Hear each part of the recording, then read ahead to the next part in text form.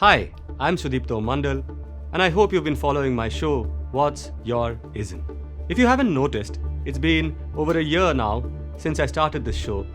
I've had dozens of deep conversations with politicians, academics, lawyers, activists, authors, but I've been getting this feeling that the conversation comes to a sort of abrupt end when we move to the next episode. One moment, we are discussing women in sport. In the next, we are talking about Muslims in cinema. It's great for variety, but the frame shifts too quickly. I feel there's a need for some kind of reflection after these deep conversations. And that's why, from now on, I'm going to introduce a kind of special segment where I revisit a conversation and take a few minutes to think about what stood out, what was missing, the questions I could have asked but did not.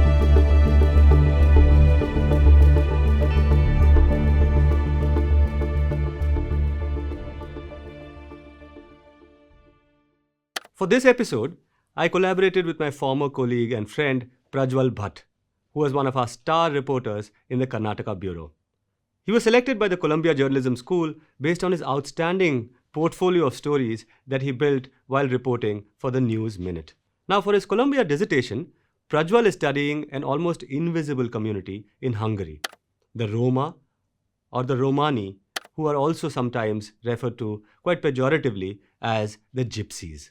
I was visiting Europe for a conference when I discovered that Prajwal was going to be doing his fieldwork on the Roma at the same time. So we matched our clocks and made our way to interview János Orsós, the founder of the Ambedkar School for Roma Children in Miskolc.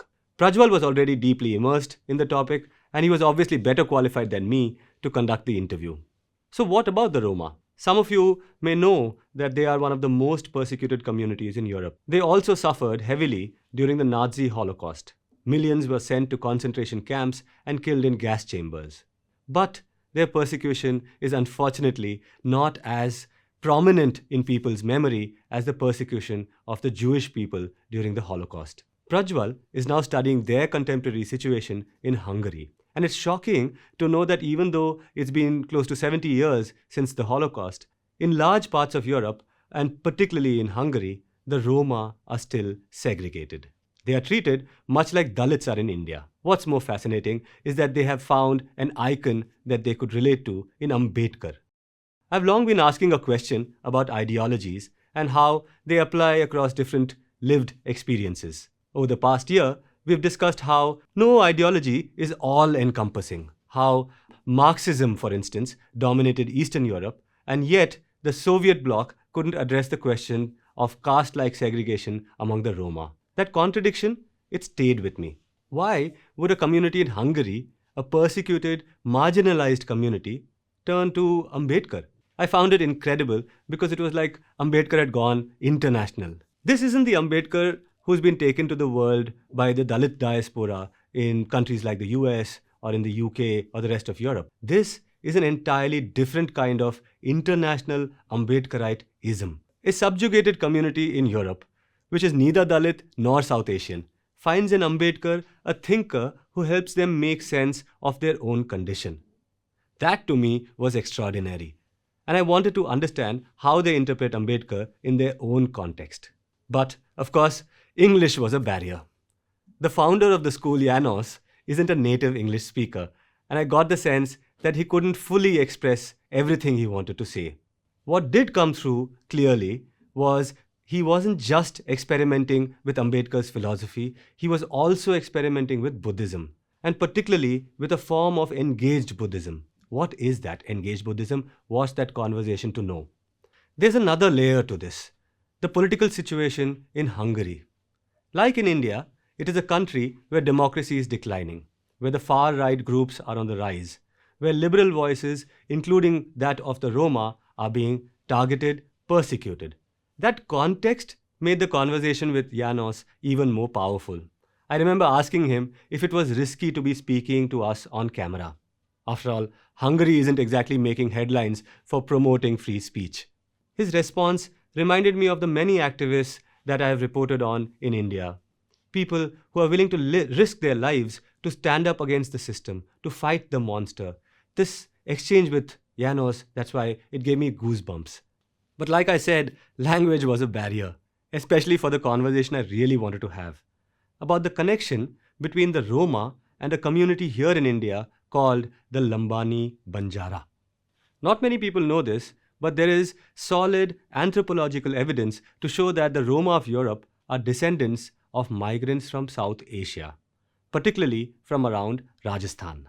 Historians say that the wars and feuds between Rajput principalities in the medieval era displaced very large numbers of the peasantry and forced them into a nomadic life. These stateless people spread across Asia and Europe. Over centuries, they came to be known as the Roma in Europe. Those who stayed back in South Asia became the Banjara or Lambani. In fact, I was surprised to hear that when a Roma person and a Banjara person once spoke on a call, they could understand each other completely, or largely. They had so many words in common. That's a history I really want to continue to explore with you. I will try and have some episodes on the nomadic groups in India, particularly the Banjara Lambanis. Why is this so important? Because right now in Karnataka, the state where I am from, the Lambani Banjara community is facing a different kind of challenge. It's a political challenge. They are listed under the scheduled caste category, but some other Dalit groups have questioned this, arguing that the Lambanis have not faced quote-unquote untouchability in the same way as other Dalits have. Now, I'm not entirely convinced by that argument. In fact, one of the best rebuttals came from a Lambani leader himself who asked, what is untouchability? Are we going to go by the dictionary definition that someone is not allowed to touch somebody else? Or are we talking about social segregation? Ambedkar himself said that there are many forms of untouchability.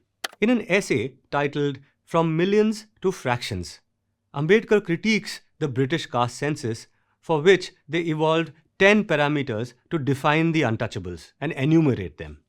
The untouchables, according to the British census, were people who consumed dead cows, lived outside the village, were prevented from entering temples, could not avail priestly services from Brahmins, and so on.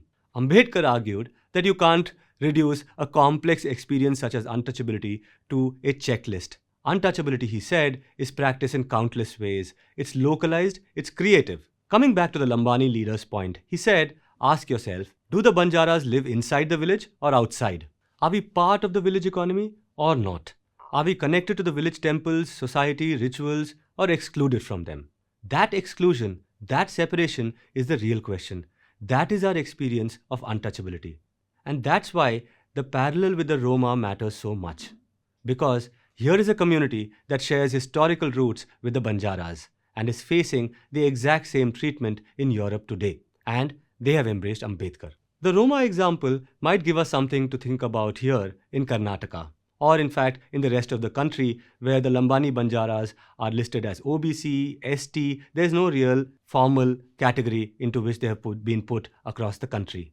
And this becomes important, especially as some are arguing that the Lambanis should not be included in the list of SCs because they are not Dalit per se. The conversation with János was meant to go deeper into these parallels. And I still want to have it. I hope to revisit the topic, perhaps find someone else in Europe who can speak about Roma history, culture, and this newfound political engagement with the thoughts of Ambedkar and his Buddhist creed. I have also heard that the Roma language and totems, their gods and traditional beliefs, have a lot in common with the Lambani Banjara. I hope to explore that too in the future.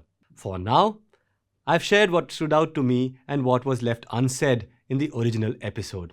I hope these reflections gave you a better sense of the context for the interview with János in Hungary. And one final reminder, how was this episode even possible? I was in Europe for a conference. I bought my own extra ticket to reach Miskolc and coordinate with Prajwal. We got lost because we couldn't figure out the bus routes. We couldn't afford a cab. We reached late and János had to leave soon to pick up his children, and that's why the conversation actually got cut short. I wish we had a little more time, a little more money for this expedition. I don't know if I'll ever get a chance to go back to meet the Roma in Europe, but I do wish that my colleagues and I don't have to keep making these compromises because you're short of money. I think we provide an important service that helps people broaden their thinking and become more aware of the world around them. So, do subscribe to the News Minute. You can scan this QR code or click on the link in the description. We have multiple plans and you can pick what works best for you. Do consider it. Your support goes a long way in keeping journalism in South India free. Scan this QR code. That's all I have time for now. Go back and watch the episode from Hungary. Tell me if my reflections made sense. Tell me if there are new angles that we can explore. Thank you for listening. I'll see you in the next episode of What's Your Ism, where I interview the author Anand Neelakantan and discuss the anti-caste in Ramayana and Mahabharata.